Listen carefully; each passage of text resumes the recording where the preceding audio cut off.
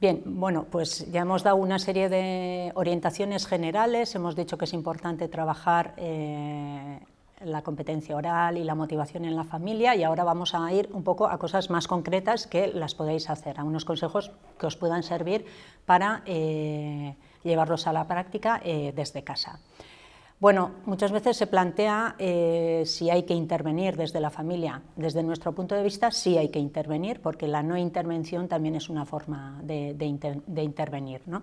Entonces, bueno, muchas veces intervenimos muy directamente diciéndoles que hablen en euskera, pero se ha visto que esa fórmula no es muy efectiva. Bien, entonces vamos a daros una serie de orientaciones a este respecto. Bueno, en una investigación realizada en Cataluña con 3.000 familias, de la que tuvimos conocimiento a través de Silvia Blanch, bueno, se hablaba que el ambiente familiar, el clima familiar, era una cuestión muy importante que influía tanto en el rendimiento académico como el nivel sociocultural de los padres y de las madres.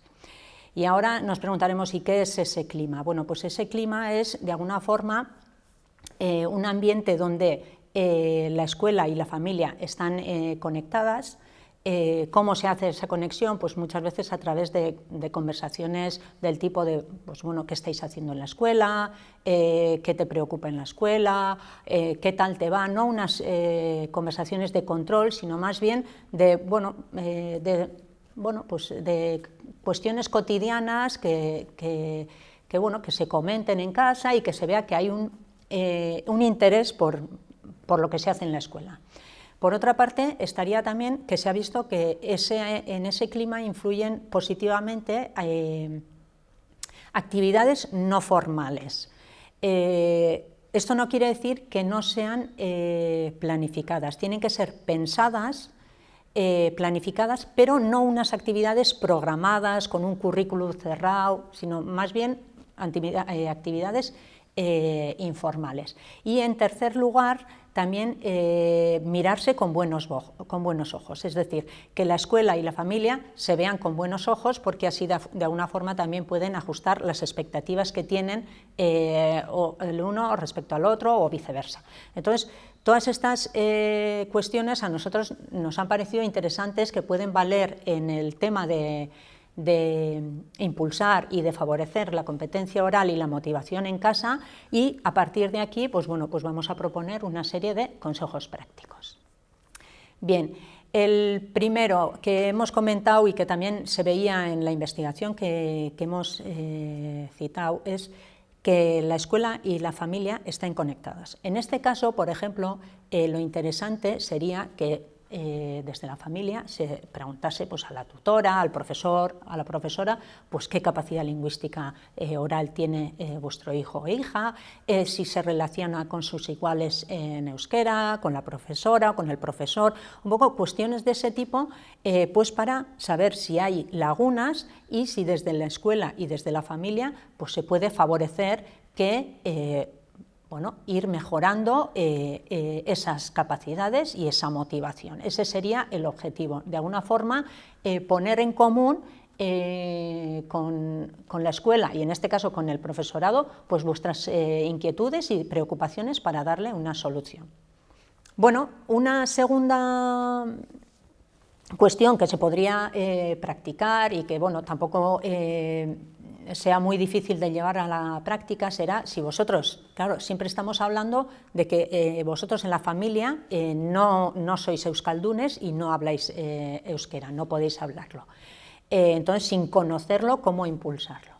Bueno, igual tenéis algunos familiares, o tíos, tías, etcétera, o abuelos, o primos, o primas, que sepan euskera. Bueno, pues lo ideal sería que vuestros hijos e hijas tengan contacto con estas personas para que puedan hablar con ellos en euskera, puedan practicar y puedan ver que les abre también otro tipo de relaciones.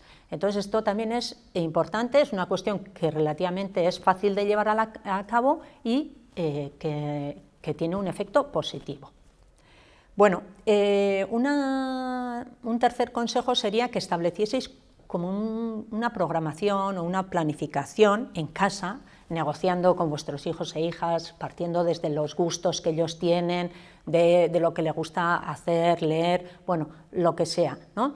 En el que, de alguna forma, en un espacio de tiempo que pueda ser mensual, igual luego hacéis una planificación pues, del curso escolar, otra para el verano, donde vayáis apuntando pues, un poco todos los espectáculos a los que vais, el cine que veis en euskera, los dibujos animados, los cuentos que leéis con ellos, que los podéis leer, aunque no sepáis euskera, o canciones que aprendáis con ellos, etcétera, y poder hacer de alguna forma, después de X tiempo, hacer pues, una valoración. Ahí va, pues en este último mes pues hemos hecho esto, hemos hecho lo otro, y de alguna forma vosotros así podéis chequear que estáis alimentando esos aspectos más lúdicos, más culturales, más simbólicos, que van con la lengua, a la vez que mejoráis su capacidad lingüística también, ¿no?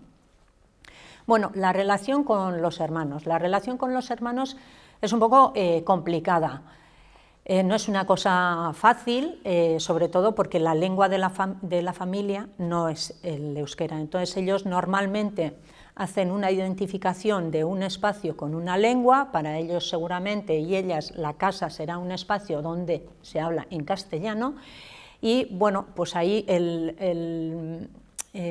introducir cambios no es una cuestión fácil, y porque supone un cambio de hábitos lingüísticos, y bueno, pero sí que se pueden hacer, a nuestro entender, una serie de guiños, y cuando ellos, por ejemplo, igual dependiendo de la edad, pues la relación que tengan entre los hermanos y las hermanas, si están hablando en euskera, pues decir que os alegra que estén hablando, de alguna forma positivizar esos momentos, o tal vez preguntarles, pues bueno, pues ¿cómo lo diríais eso en euskera?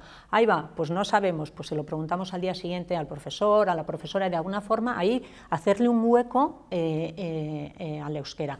Sabemos que es difícil, pero tal vez se pueda ir de esa identificación espacio-lengua a una identificación más de lengua-persona, y avanzar en ese tema. Bueno, un quinto consejo sería, por ejemplo, cuando están jugando en el parque, seguramente serán compañeros o compañeras de clase, otras veces igual no, igual son amigos o amigas de otro colegio, etcétera. Bueno, eso un poco lo calibráis vosotros, pero si, por ejemplo, hay allí un grupo de madres y padres y alguno sabe euskera, pues bueno, pues podéis hacer como turnos para que, pues bueno, participar en los juegos con ellos, y puedan cambiar de alguna forma de lengua y poder pasarse al euskera. Si no sabéis, si no hay nadie que os pueda ayudar, pues bueno, también podéis aprender juegos, que los tenéis además seguramente en ERA, juegos de manos o de otro tipo, o canciones que se aprenden relativamente fácil, y estáis aportando mucho en todo el tema de la motivación y del uso del euskera. Y por último, hablaría pues, de explicarles por qué los habéis matriculado en el modelo D. Bueno, tampoco unas explicaciones excesivamente largas, dependiendo un poco de la edad de los niños y de las niñas, pero es un factor que hemos visto que muchas veces se obvia, no se explicita, y en la investigación que hicimos en segundo de la ESO en Navarra, en el modelo D, pues se vio que ese elemento ellos lo valoraban y lo recordaban positivamente. El que les hubiesen dado una explicación, bueno, pues queremos que tú vayas al modelo D porque queremos que aprendas euskera, nosotros no hemos tenido igual esa oportunidad, bueno, pero nos parece pues interesante, etcétera. Entonces, ese tipo de cuestiones, el transmitirlas, es importante, porque les va a animar y les va de alguna forma a posibilitar que sigan aprendiendo en euskera, ¿no? En cuanto a todos los recursos que necesitáis para cumplir todos estos consejos prácticos, los tenéis en la página web de ERA, que hay muchísimos recursos, y entonces, pues bueno, ya más que nada sería el implementarlos, el que los llevéis a la práctica. No hay recetas mágicas, pero bueno, sí que hay unas orientaciones y bueno, seguramente pues lo vais a hacer bien.